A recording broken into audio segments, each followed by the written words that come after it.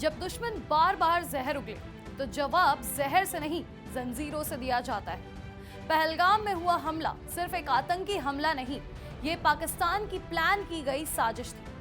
ISI ने script लिखी, लश्कर और टीआरएफ ने अंजाम दिया, लेकिन अब खेल खत्म होने वाला है। आइए जानते हैं कि कैसे पाकिस्तान एक बार फिर आतंक का सौदागर साबित हुआ है। नमस्कार, मैं हूं निशिका झा और आप देख रहे हैं इंडिया डेली। पहलगाम में हुए आतंकी हमले की जांच जैसे जैसे आगे बढ़ रही है, वैसे वैसे एक के बाद एक चौंकाने वाले खुलासे सामने आ रहे हैं। सबसे बड़ा खुलासा, पाकिस्तान की खुफिया एजेंसी आईएसआई ने इस हमले की प्लानिंग की। लश्कर-ए-तैयबा को एक्टिवेट किया गया और हमले की जिम्मेदारी दी गई टीआरएफ को, जो कि एक लश्कर का ही प्रॉक्सी संगठन है।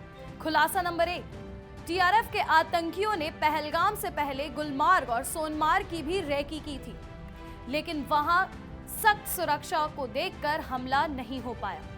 खुलासा नंबर 2, हमले से 2 दिन पहले आतंकी पहलगाम पहुंच गए थे। बैसरन घाटी की 3 बार रेकी की गई थी, लोकेशन फाइनल की गई और हमले को अंजाम दिया गया। खुलासा नंबर 3, स्थानीय हैंडलर्स ने मदद की। एनआईए ने 80 लोगों को हिरासत में लिया, जिनमें 20 लश्कर के ही ओवरग्राउंड वर्कर्स निकले। खुलासा नंबर 4, हमले के बाद घाटी से 3 हुएई चीन के मोबाइल बरामद हुए, जो आतंकी भागते समय छोड़ गए थे। सवाल यह है कि ये फोन आतंकियों तक पहुंचा कैसे।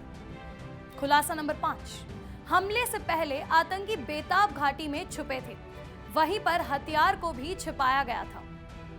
एनआईए की जांच में एक बड़ा खुलासा हुआ है कि आतंकियों के पास 3 सैटेलाइट फोन मिले, 2 के सिग्नल ट्रेस हुए और उनके जरिए 186 लोगों को हिरासत में लिया गया।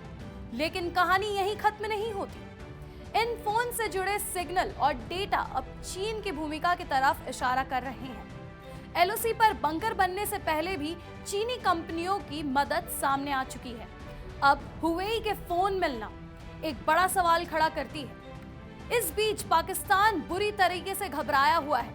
शहबाज शरीफ अमेरिका पहुंचे।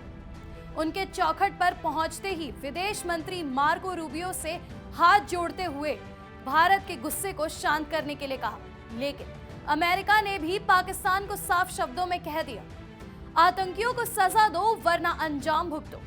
पाकिस्तान की बेचैनी इस हद तक बढ़ गई है कि आधी रात को नए राष्ट्रीय सुरक्षा सलाहकार की नियुक्ति कर दी गई।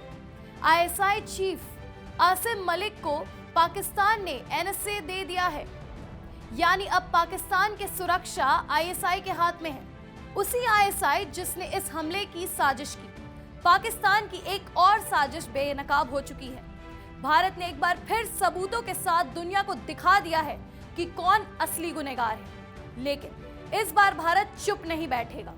जो खून पहलगाम की वादियों में बहा, वो व्यर्थ नहीं जाएगा।